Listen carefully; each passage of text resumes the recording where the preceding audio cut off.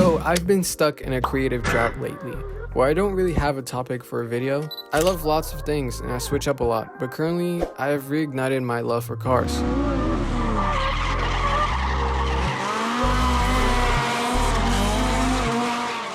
I love drifting and I love racing.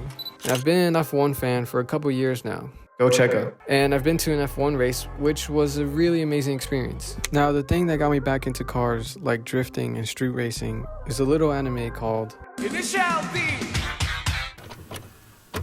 Initial D was created in 1995 by Shuichi Shigeno. Damn, I wish I could get one of these. Now, its inspiration was the clear Japanese car scene at the time, which was blessed with some of the most iconic JDM cars ever, like the GTR, RX-7, Mona Lisa, aka Nissan S15. You get the point. A new style of driving called drifting had made its own path into the hearts of car enthusiasts thanks to this man, Keiichi Tsuchiya, also known as the Drift King.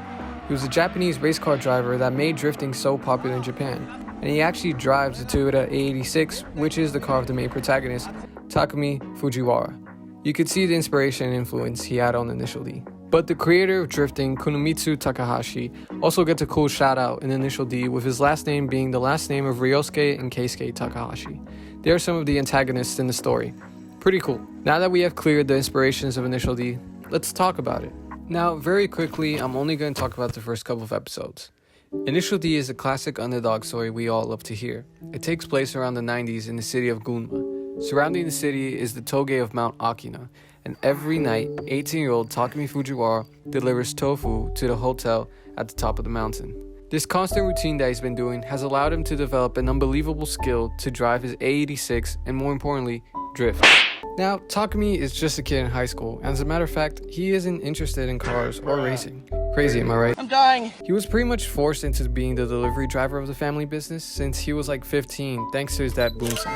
Now, Bunta is a phenomenal driver. I mean, this dude can drift without using his hands. Pretty sick.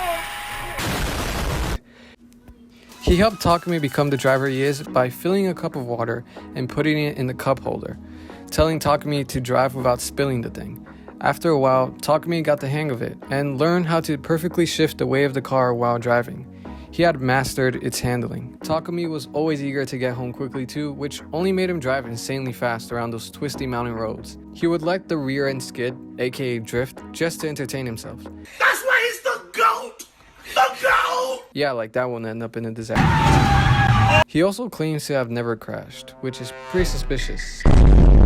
But yeah, that's how this kid basically mastered Akina's Pass and has the quickest time without even knowing it. Now, the question is, how does this kid that doesn't even find the thrill in going insanely fast become the best street racer in the Gunma region? The answer is these guys, Itsuki, Ikutani, and this other dude that I forget his name. Itsuki is Takumi's best friend from high school, and he's really into cars and wants to be a street racer.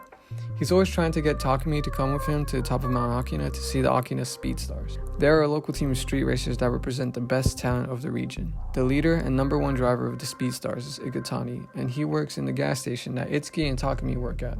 So that's how they all know each other. One day, Itsuki finally gets Takumi to come with him to Mount Akina, where they meet the Takahashi brothers, who are the founders of the Red Suns, a rival group of street racers. They have come to challenge the fastest driver on the Speedstars, and that night, Ryosuke Takahashi goes and practices the Akina's Pass when he comes across Takumi delivering his tofu late at night.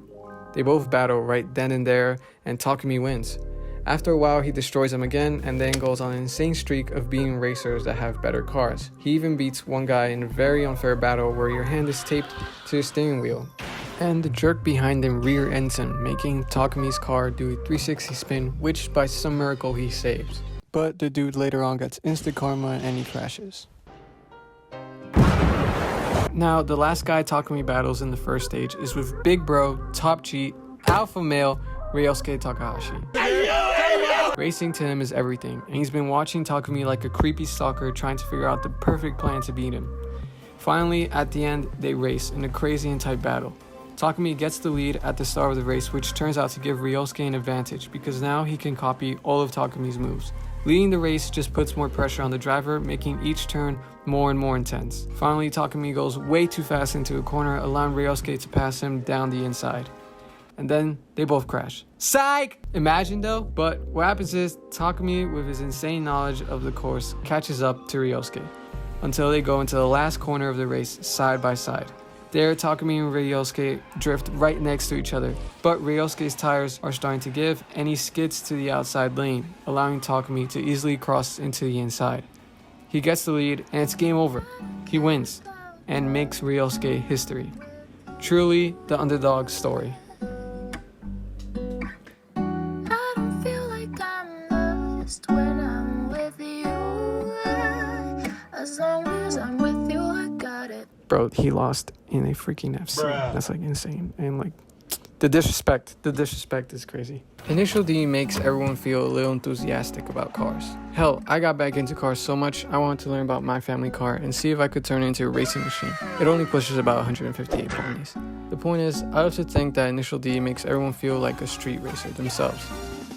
Oh, and the Eurobeat playlist is definitely something you guys should listen to. It's very, very energetic.